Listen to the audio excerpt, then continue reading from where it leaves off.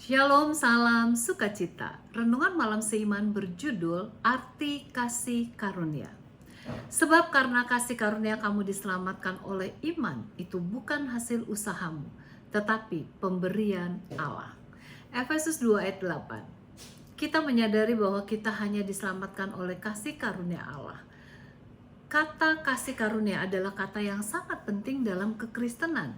Bahkan C.S. Lewis menyebutkan bahwa kasih karunia adalah yang membedakan kekristenan dari agama yang lain.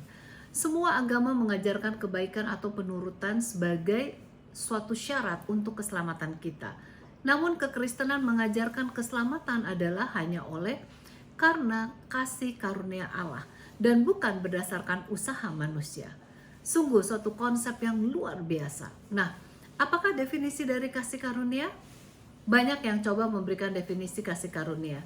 Namun marilah kita lihat terlebih dahulu apa yang ditulis oleh hamba Tuhan Ellen G. White dalam buku The Ministry of Healing halaman 161. Kasih karunia adalah atribut Tuhan yang diberikan kepada manusia yang tidak layak untuk menerimanya.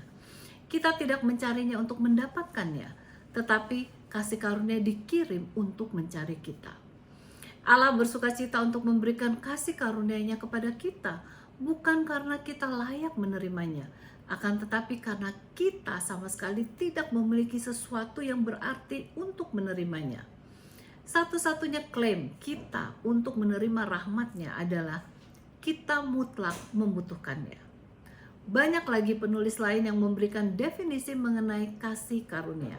Misalnya George Knight dalam buku Law and Grace halaman 61 menyatakan jelas kasih karunia merupakan kata yang menekankan kasih sayang Tuhan yang berbelas kasihan kepada orang yang tidak layak menerimanya. John Wesley mengatakan kasih karunia atau kasih Allah yang datang untuk keselamatan kita adalah suatu hal yang cuma-cuma dan untuk semua orang dengan cuma-cuma. Sedangkan Robert McQuilkin mengatakan kata grace atau kasih karunia merupakan kata terbesar dalam bahasa Inggris. Pekabaran dari kata-kata besar yang lain seperti kasih, iman, pengharapan, kebenaran, damai, sukacita, kesucian, kebenaran, belas kasihan, kehidupan, terang, kebaikan, semuanya termasuk dalam kata grace atau kasih karunia. Pekabaran yang luar biasa dari Alkitab, apakah perjanjian lama dan perjanjian baru adalah kasih karunia Allah. Kasih karunia menggambarkan siapakah Tuhan Yesus Kristus itu. Ini adalah arti Yesus Kristus yang sebenarnya. Banyak definisi lain yang diberikan para teolog, namun inti semuanya ialah kasih karunia adalah pemberian yang berharga bagi kita yang tidak layak untuk menerimanya. Namun Tuhan tetap memberikannya kepada kita oleh sebab kasih karunia-Nya yang maha agung. Marilah kita terima dengan tangan terbuka akan kasih karunia Allah sehingga kita memiliki suatu pengalaman pribadi dengannya, sumber sukacita kita untuk selama-lamanya. Kiranya Tuhan Yesus memberkati.